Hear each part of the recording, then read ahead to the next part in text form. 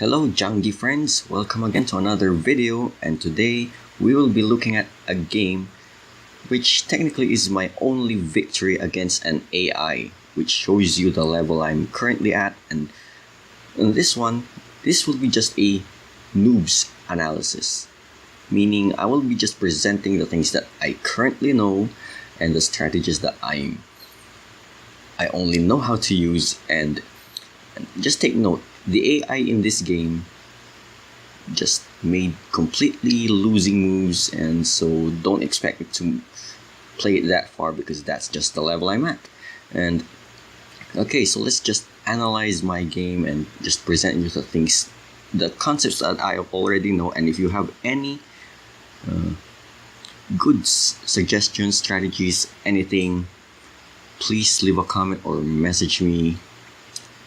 I really am desperate for English resources, Okay, so move one. Move one, this is what I did. I placed the soldier beside the soldier. What does this do? It opens the file for my chariot and strengthens my soldier position. I'm going to name this soldier wall. Yes, it does have a real name, but I just don't know the English counterpart of it. So much of the things I will be naming right here, simply because I don't know the English counterparts of it. So just call it christening here or baptizing or something. So this is a soldier wall. It's stronger than a single soldier controlling 3 points because it's only controlling these points, but it's not controlling the very point that it's at. That means this is a weak point. It needs to be supported. Now when soldiers are placed together, not only do you control these 4 points together, they also strengthen each other. It's very difficult to ram these two soldiers out, simply because they are, of course, just like a phalanx, they support each other side by side. Okay, next move. Now this move develops the horse, also gives the cannon mobility towards these points, and as well as support these two soldiers, meaning the chariot that's bearing down on this soldier no, that doesn't actually support this soldier yet. That means this chariot's still babysitting this soldier from capture, but once this cannon moves, only then will this chariot be free to move on its own. Okay, my next move, same concept on the other side of the board. And this one, yeah, making his own soldier wall, but I see it as more of a disadvantage. Usually, the usual strategy is that they move the cannon first before moving this thing away, just so they can quote-unquote check my general. And the only advantage I can see here is that, yeah, it creates a soldier wall, provides a point for the horse, the elephants to move. But the disadvantage is that it's kind of exposing the general to this file right here. So not kind of a very advisable move. Next up, same principle as what red has done here, giving the cannon mobility while developing the horse. Right? So where are we? Move 3. Move 4. Check. Is this a good move? Considered to be a good move at least. So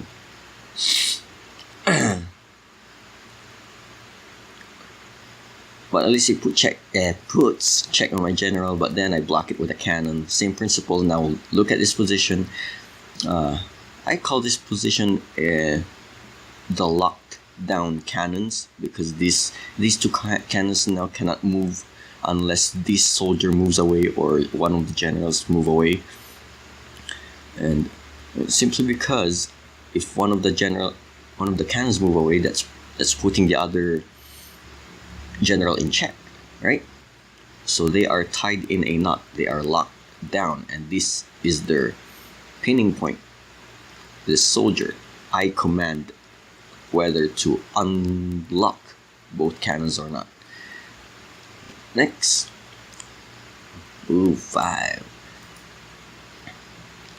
Now, this move, I thought it was purposeless. I thought it had no real meaning, but we will see later on. If you see why red moved this chariot right here, well, I'll just give you a hint. It's being supported by the horse, so you can guess what it's going to do next. Okay, now let's move chariot on this file, or I mean rank.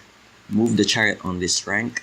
I moved this one because out of fear of the what I call the rearming cannon. What's the rearming cannon? Let's just move a sample strategy of that. Okay, so let's just suppose that I made a move like this, and imagine that this elephant was in here instead of here. Dozens of times I have fallen for this trap, and I have been continuing to keep falling on this trap. Okay, so the rearming cannon starts with this one.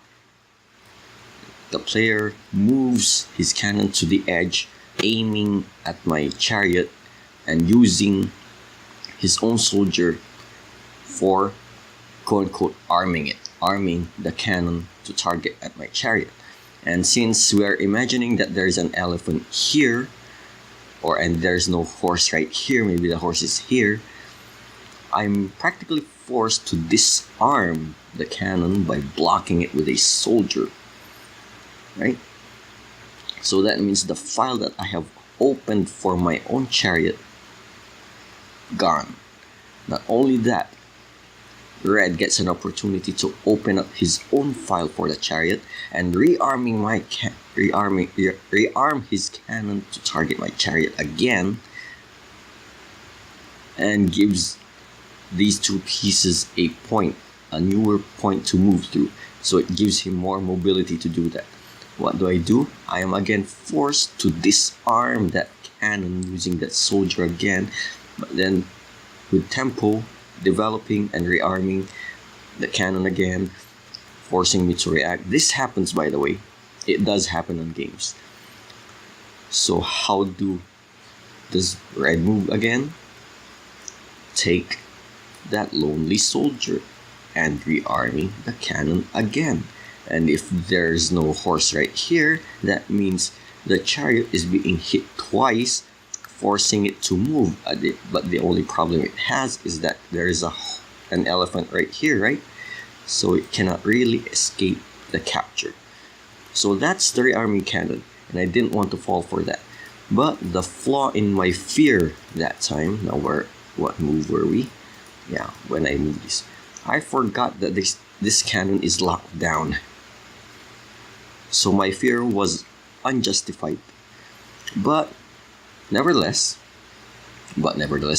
same. Just ignore my grammar, please. This is a terrific rank for the chariot, because you'll see a lot of games where, since there are 5 soldiers and 9 files, that means there's going to be at least 4 files open, and I'm going to call them holes, because just look at this. Imagine that there's a chariot in real life moving back and forth through these ranks, and there's an archer ready to punch on every hole on the soldier position. You call these holes, right? These open files as holes. Even against the soldier walls, there will be always holes on your position. The question is, which of these holes are you going to open? Or the question for red is, which of these holes does he want to leave open? Because this one seems to be doing nothing. He can just leave it open here.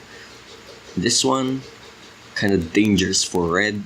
I think I want to close this one.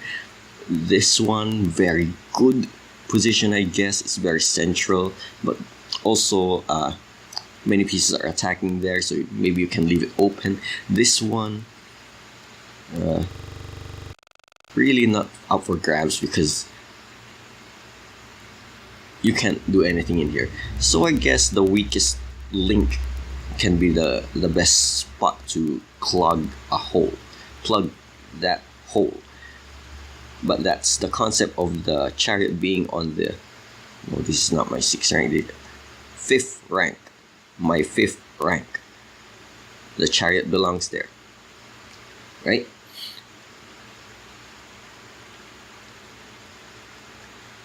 Next move, opens up, reinforcing the soldier wall.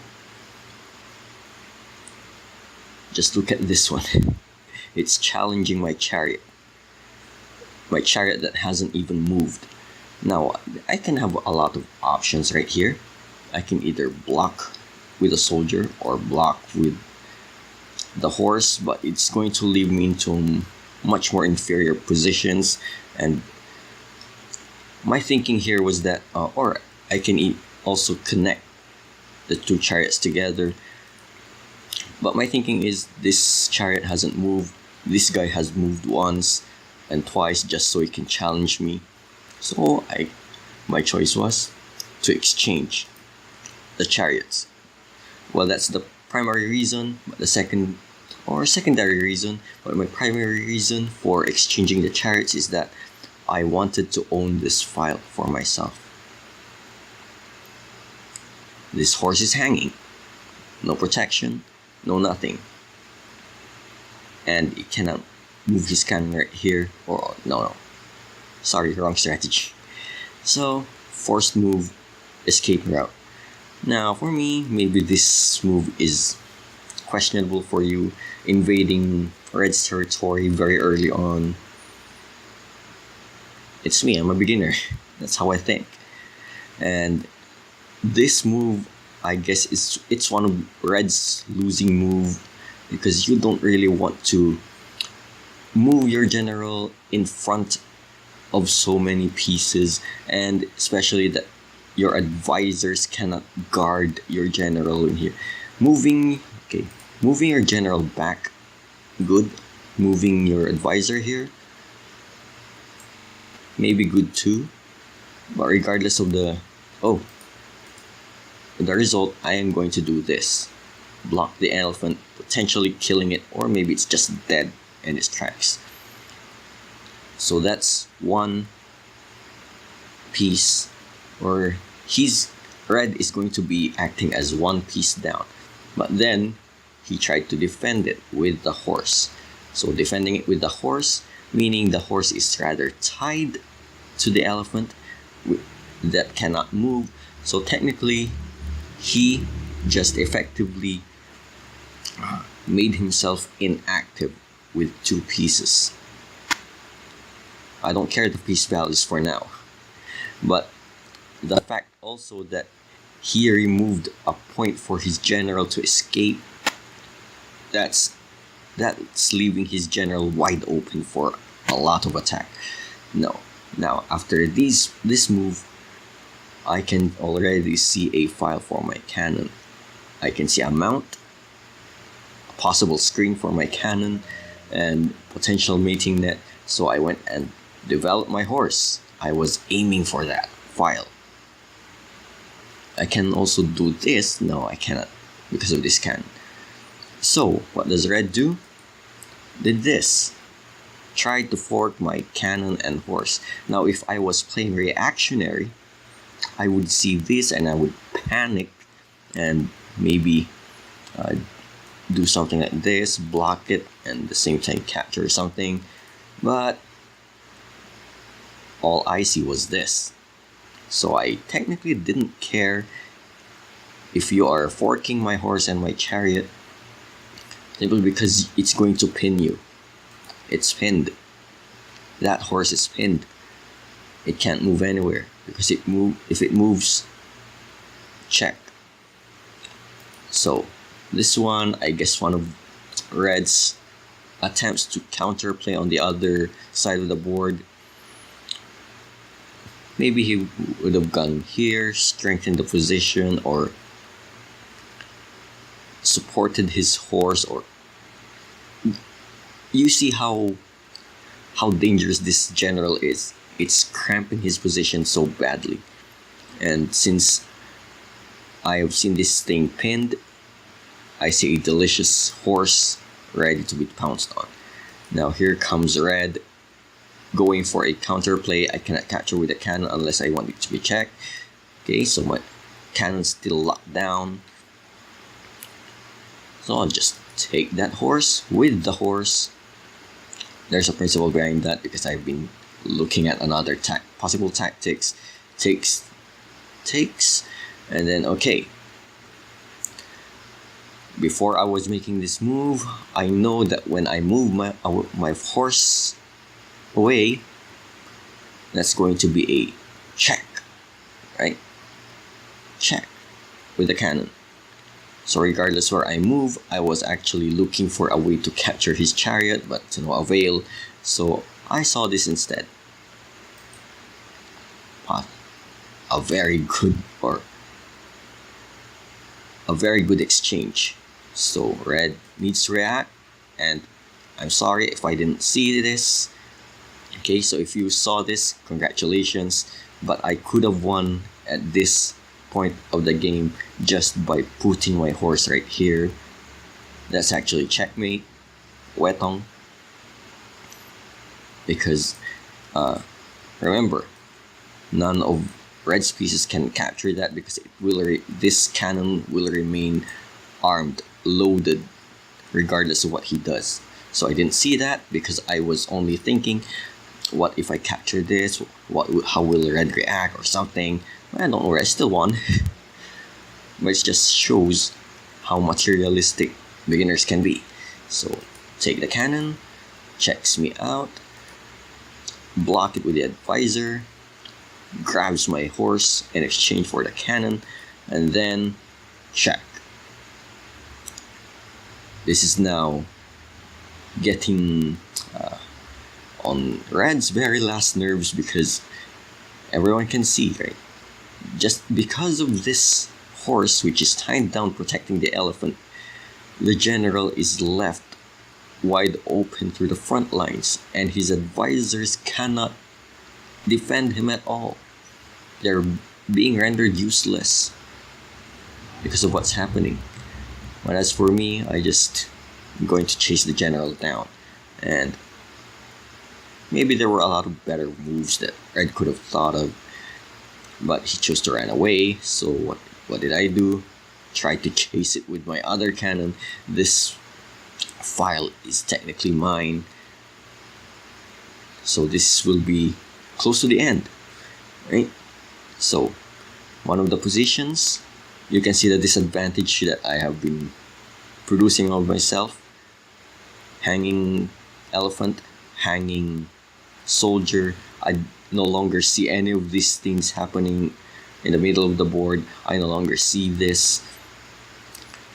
So that means this is another beginner mistake, getting fixated on the things inside the board without looking the whole picture. So well, for me, I just didn't care. So take that soldier, get the elephant up. Now my thinking on here was that, he's taking a lot of my pieces. I'm starting to panic again, so I need to get all of my pieces out. So technically, I got all of my important pieces developed while he has an elephant that cannot help in any way, shape, or form, an elephant that cannot move, a horse that's tied down. So technically he's only working with 2 major pieces and 5 soldiers. Well, as for me, I have 2 cannons bearing down on each file, and a cannon that may be being rendered useless because it's forced to tie 2 things down, but it's also to keep these rank in check so that my enemy general cannot move back there, especially without the help of his advisors. X moves forward for whatever reason, I don't know. As for me, I can see this file now. My aim is to get this soldier out. You can see the problem with a soldier wall in itself, especially a triple one. if you want to move one soldier away, especially this one, you either have to move once to get one soldier out and then the other soldier open, or move forward, which is kind of more dangerous as well. Okay. Oh, I can see that, but I saw this. I saw that later. Okay, so I saw a tasty soldier right there because it's blocking my view or something, and captures my elephant and reload. Okay, so this is one of the instances that we can say that the Korean chess cannon makes sense, because not only is it going for a capture, but it can also reload. A Chinese chess cannon can't do that. Of course, when it comes to movement and capturing, the Chinese chess cannon still makes much more sense in the real world. For now. Okay, tries to threaten something. I was actually afraid that this chariot would capture this cannon, because it's the only counterplay red has left as for desperate measure, but he didn't. So I guess tough luck for him. So I maybe have moved this cannon right here, forcing an exchange of the chariot and cannon, but I guess I wasn't good enough to see that. But the principle behind that is that move the soldier out of the way, arm my cannon against the general, and he moves here, which again I saw as a materialistic player. Boom. Okay, red moves here. I don't know whatever reason again. At least he's free to roam on this side of the board for whatever reason. But here's what I saw. Unarmed cannon, ready to be armed. And at the same time, it will be just stuck there. That general is going to be stuck there. So, check. Boom, block it. Fire away at the soldier. Attempt to last ditch effort to protect the general. Reload the cannon, aiming at the general again.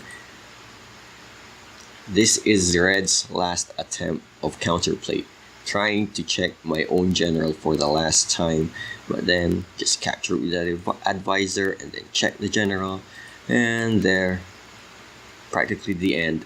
One more move, and okay, why did that happen? Okay, so Red, I assigned here Red resigns, but the AI of Bada Janggi actually did this as a move. It's like he wanted to capture my general, capture my general. I don't know why it did that, but I'll just assign that it just plain old resigned. There is nothing protecting it. If it wants to prolong the game, this will be shattered into pieces. Okay, so that's an analysis of a beginner guy playing this game, and if ever someone can point me to good English resources of Janggi strategies, please point them out to me, or maybe leave in the comment sections below. This is me signing out. Bye guys.